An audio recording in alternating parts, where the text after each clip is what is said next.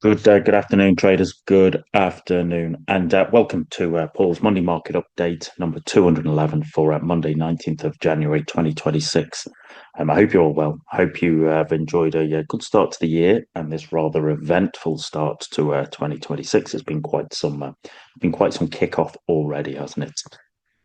For those of you joining us for the first time, the Monday Market Update is just that. It is me flying through as much as I can share with you in the next 25, 30 minutes, looking at strength and weakness within the FX indices and commodities markets, followed by a look at the charts of interest, and then a look at the live market. It is not a signal service. It's not trade recommendations. It is just me sharing with you what might be of relevance or use to yourself in your own endeavors. As always, you are very welcome here, but just remember that you are always responsible for your own trading and investment decisions. And for those of you who perhaps want a little bit more help or a little bit more insight and mentorship, there'll be a small group mentorship running starting next week, basically focused on trading FX and the swing positions. That'll be called the Dollar Edge, all right, which is probably quite apt based upon how the world is going at this particular moment.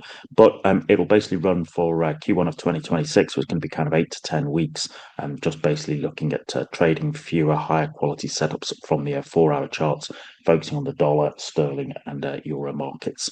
If you've got a question, just ping me a question. You can email me there, or there's a bit code, or that QR code will take you there.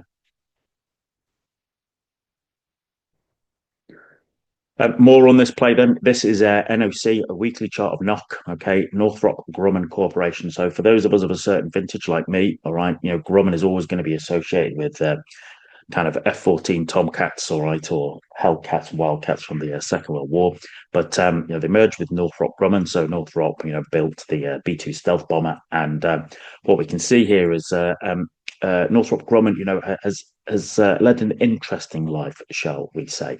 But of course, what we're interested in is that we've had this real big, strong kind of a push here over the last month or so, and that's because Northrop Grumman they're exposed to strategic US programs, so things like stealth, like missiles, like space. So that's going to give them a bit of long-term stability in their kind of revenue, and and they're sort of less leveraged to sort of, let's say, short-term rearmament spending than their peers. Okay, the kind of couple of reasons of interest is one, for years, and when last we looked at it, I'd said we were in a kind of a range between $420 and $520. Hopefully you can see that there. Okay, we're in a range.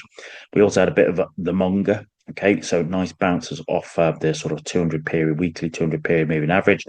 We broke out of that 520 range, came up to 600, big round number, came back down, and we turned basically resistance into support, and we bounced off it, and we've just larruped our way up there higher. Even I wasn't expecting us to thump higher as we have done. That has been really quite some significant move, and as I said, it's just showing you here what's going on in the aerospace and defence sector.